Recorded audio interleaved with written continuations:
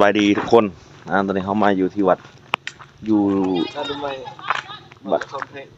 เมืองละครเพลงนะพี่น้องตอนนี้เขาลงมาไต่พี่น้องช่วงนั้นเป็นผู้นะครับนะผู้เมืองละครเพลงพี่น้องผู้ร้ายเขาเนี่ยต้องการน้ำพยายามบ้านหมู่พี่น้องเดี๋ยวดูบรรยากาศพี่น้องวัดพระใหญ่พระพุทธรูปเนาะพระพุทธรูปใหญ่อยู่เฮาอยู่อันเนี่ยเกือบว่ามันขึ้นภูนะพี่น้องเพราะว่าท่านนั่งกระสีเนินนั่นแหละ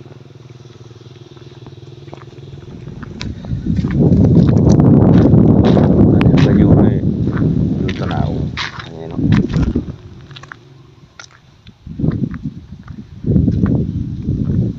บรรยากาศดีพี่น้องยามเสาร์เนาะ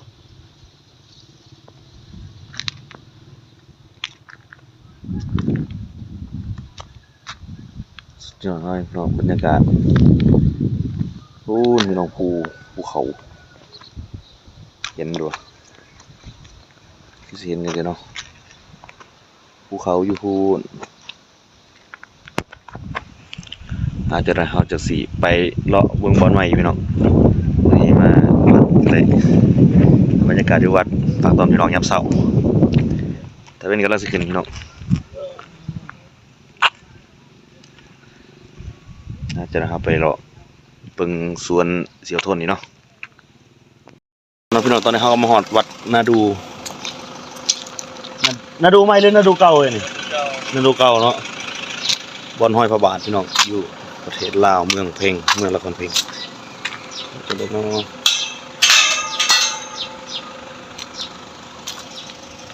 คือซีเมนต์อยู่พี่น้องคนนี้บ่มีนะบอนเพิ่นว่าห้อย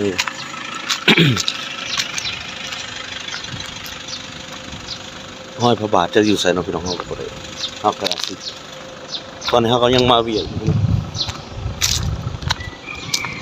พาไปเบิ่งห้อยให้หมู่พาไปนะ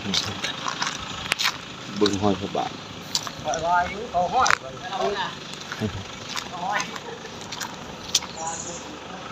นี่เนาะบอนท่องเที่ยวลักษณะแสงเบิ่งตามวัดยินดีตอนรับมาหอดแล้ววัดพระบาทนาดูนะพี่น้องงามเลยพี่น้องคนตกแต่ง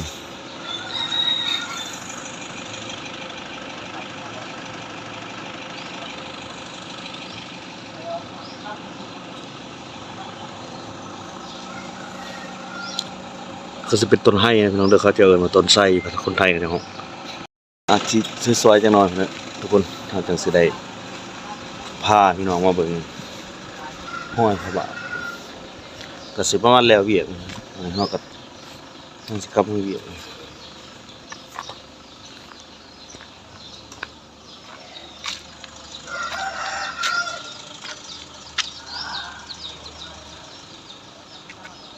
ันนี้ครับจุดธูปเฮาก็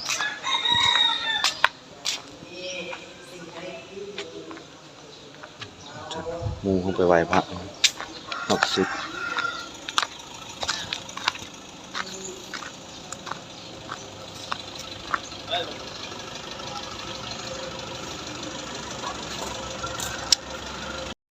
อันนั้นพี่น้องตอนนี้เขาไปเบิ่งห้อยพระบาทอยู่ในกุฏิเพิ่นนิดห้อยไว้อยู่ในกุฏินะ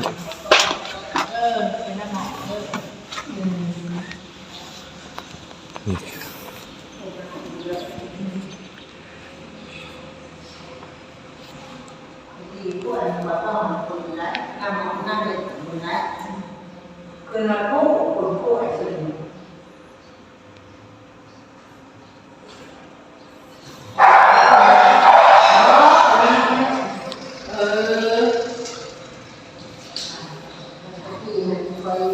ทุกเรา พี่น้องเพิ่นเอาห้อยสังกะรีห้อยสังกะรีเพิ่นนั่นนี่ดิเป็นห้อยมันพี่น้องเป็นห้อยสังกะรีเพิ่นว่าดิ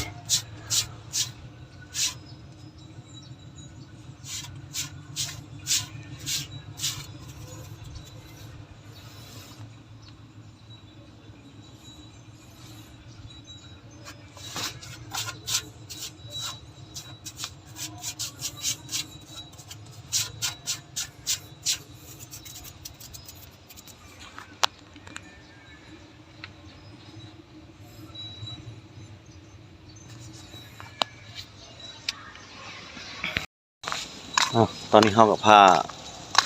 ส้มกับบ่ได้อันนั้นเนาะเพราะว่าเขาเจ้าไปทำบุญในก็บ่อยากรบกวนเขาเจ้าเนาะเขาไปห้อยนั่นคือห้อยพระบาทครับที่อันบุญประจำปีที่แม่นว่าเดือน3เพ่งพี่น้องคือน่าสิแม่นเดือน3เพ่งพี่น้องถ้าจำบ่ผิดบุญห้อยพระบาทน่าดูนะครับเดือน3เพ่ง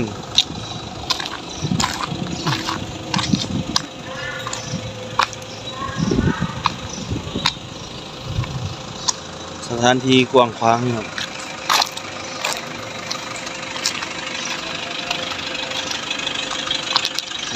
พญานาคพญานาคคู่หนึ่งเนาะพญานาคอยู่ที่วัด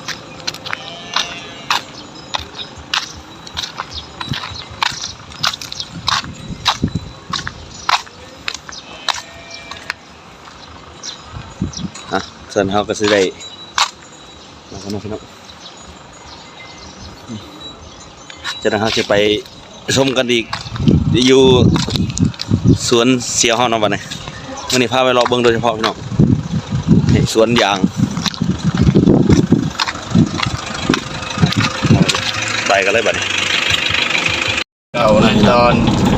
นนี้เขากำลังสิกลับเมืองเงินเสียวบัด พุทธสดีลงมาเกิด